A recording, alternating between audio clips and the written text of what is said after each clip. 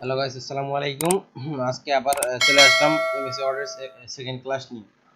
ঠিক আছে, file second home মেনুর ফার্স্ট ক্লাস। ঠিক আছে, এমএসসি ওয়ার্ডে যাবেন। উইন্ডোজ 10 থেকে শিখেছি আপনাদের ব্ল্যাঙ্ক ডকুমেন্ট। এখান থেকে যাবেন হোম মেনুর ফার্স্ট ক্লাস। আপনার এখানে কিছু লেখার আছে, এগুলো লিখে নেবেন। কাট, ঠিক আছে, ফার্স্ট অপশন দিয়ে লিখবেন কাট। ডকুমেন্টের কোনো লেখাকে কেটে ফেলার জন্য কাট ব্যবহার করতে হয়। ঠিক আছে, কন্ট্রোল প্লাস এক্স দেখাচ্ছি আপনাদের। যে কোনো একটা ফাইল লিখবেন এখানে, যেমন সি কাট, যেমন কাটই লিখলাম। ঠিক আছে, কাট এখান থেকে ব্যবহার করতে পারবেন চাইলে। এই দেখেন, প্রথমে ফার্স্ট সিলেক্ট করে নেবেন, সিলেক্ট করার পর কাট, যেটা আপনি সিলেক্ট করতে চান সেটা সিলেক্ট করে নেবেন, কাট। ঠিক আছে, আবার কন্ট্রোল প্লাস এক্স সিলেক্ট করবেন। কন্ট্রোল প্লাস এক্স সিলেক্ট করার সঙ্গে সঙ্গে কাট হয়ে যাবে। ঠিক আছে, এটা হচ্ছে আপনার এখান থেকে ডকুমেন্টের কোনো লেখাকে কেটে ফেলার জন্য। ঠিক আছে, ডকুমেন্টের কোনো লেখাকে কেটে ফেলার জন্য এই জিনিসটা। ঠিক আছে, তারপর হচ্ছে আপনার 2 নম্বর অপশন দিয়ে লিখবেন কপি। 2 নম্বর অপশন দিয়ে লিখবেন কপি। ডকুমেন্টের কোনো লেখাকে হুবহু নকল করার জন্য কার্ড ব্যবহার করা হয়, কপি ব্যবহার করা হয়।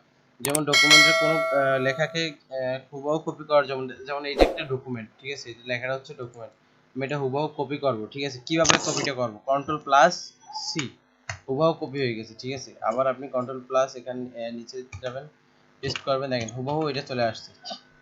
হুবহু এটা কপি। কন্ট্রোল প্লাস এখান থেকে ফাইল অপশন থেকে এখানে ফার্স্ট করবেন, সিলেক্ট করবেন, সিলেক্ট করার পর কপিতে ক্লিক করবেন, তারপর এখানে নিচে আসবেন, কন্ট্রোল প্লাস ভিতে ক্লিক করবেন, পেস্ট হয়ে যাবে। তারপর হচ্ছে পেস্ট, পেস্ট হচ্ছে তারপর হচ্ছে 3 নম্বর অপশন পেস্ট। কাট ও কপিকৃত লেখাকে জোড়া লাগানোর জন্য। ঠিক আছে, কাট ও কপিকৃত লেখাকে জোড়া লাগানোর জন্য ব্যবহার করব control plus B.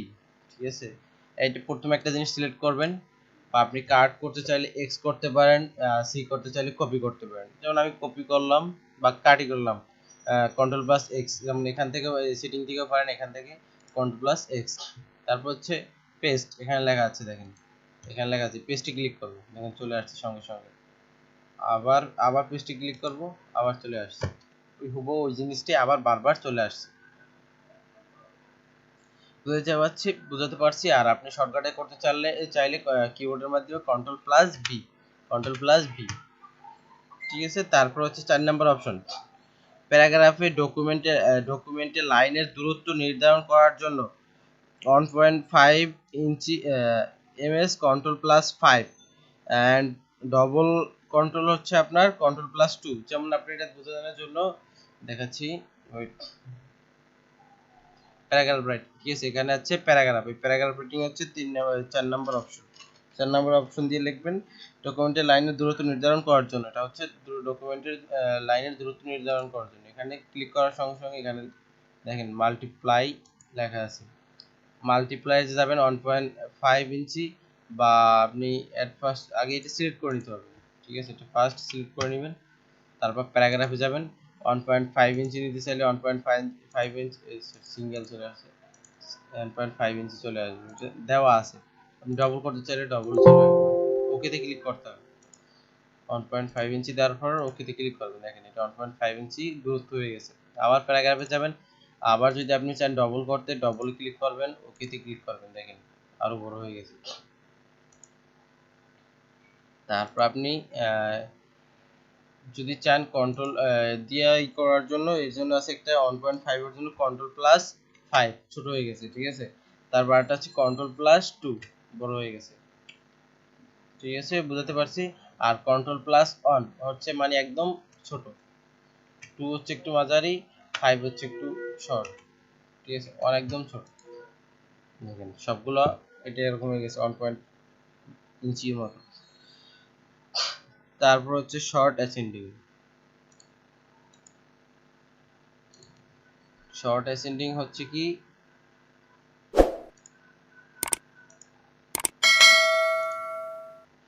Sort ascending হচ্ছে ডকুমেন্টের কোনো লেখাকে নিম্ন থেকে ঊর্ধ্বক্রমে সাজানোর জন্য ডিসেন্ডিং ডকুমেন্টের কোনো লেখার ঊর্ধ্ব থেকে নিম্ন ক্রমে সাজানোর জন্য। এটা হচ্ছে আপনারা এটা ফার্স্ট ঘর রাখতে হবে, এটা আমি দিলাম। এটা ঘর আঁকার জন্য ফার্স্ট ব্যবহার করবেন, এখানে যাবেন, এখানে যেয়ে গ্রো টেবিলে ক্লিক করবেন, গ্রো টেবিলে ক্লিক করার পর একটা ঘরের মতন আঁকবেন। ঠিক আছে, ফার্স্টটা ঘরের মতন আঁকবেন, এখান থেকে একটা ঘর আঁকবেন।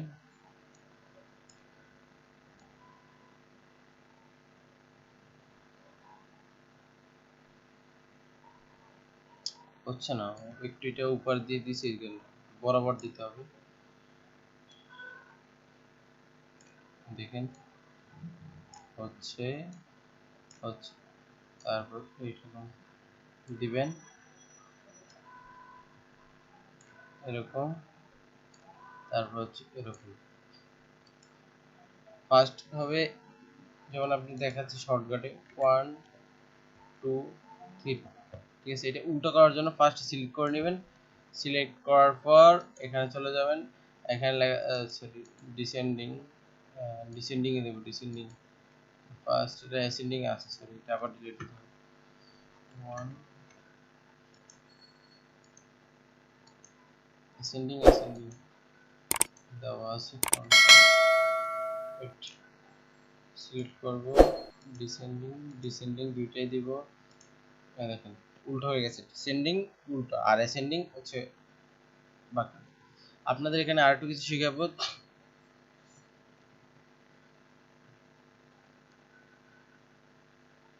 আপনার এই লম্বাটা, আপনার এই ফাঁকা যে ঘরগুলো দেখতেছেন এটা বলে সেল, ঠিক আছে। একটা একটা একটা একটা একটা এটা সেল, আর এটা হচ্ছে আপনার কলাম। এই লম্বা লম্বা যেটা হচ্ছে কলাম, আর মাঝখানে যেটা এটা দেখতেছেন এটা হচ্ছে ব্রেক, ব্রেক, ঠিক আছে। এইটা কোনো যে কোনো কাজে জিজ্ঞেস করে, যে কোনো প্রশ্নে এটা আসে প্রায়।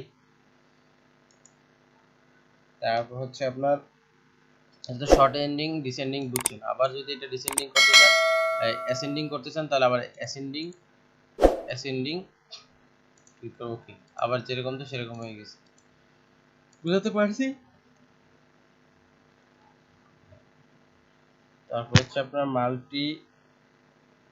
মাল্টি লেভেল লিস্ট, ঠিক আছে। ডকুমেন্টের কোনো লেখাকে হামমেট এবং প্রতীক দিকে একসাথে দেখার জন্য, প্রতীক দিয়ে একসাথে দেখার জন্য multi level list. Multi level list হচ্ছে এটা, এটা হচ্ছে মাল্টি লেভেল লিস্ট। এই সবটা ডিলিট করে দিব। ডিলিট করার জন্য layout, layout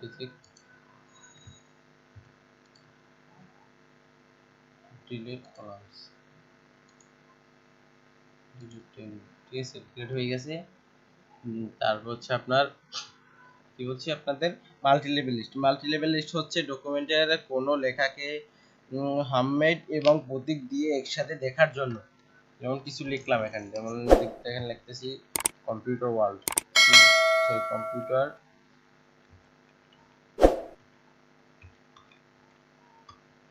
computer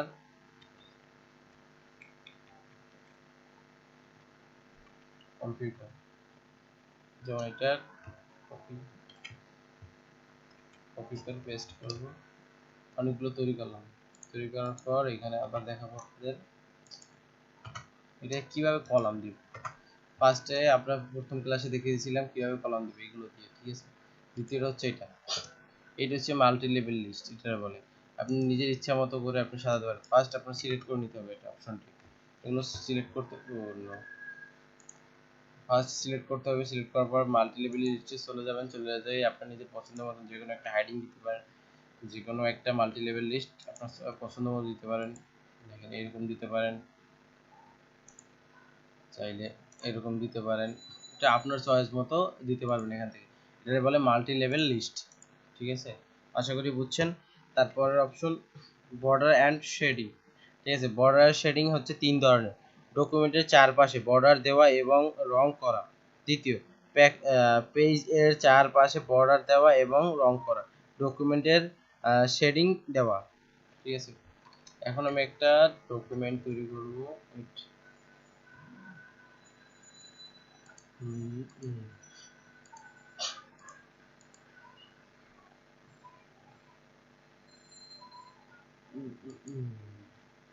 border shading হচ্ছে এটা, এখানে যাবেন, এখানে যাওয়ার পর এখানে বর্ডার শেডিং, ঠিক আছে, নিজের ইচ্ছা মতো দিবেন।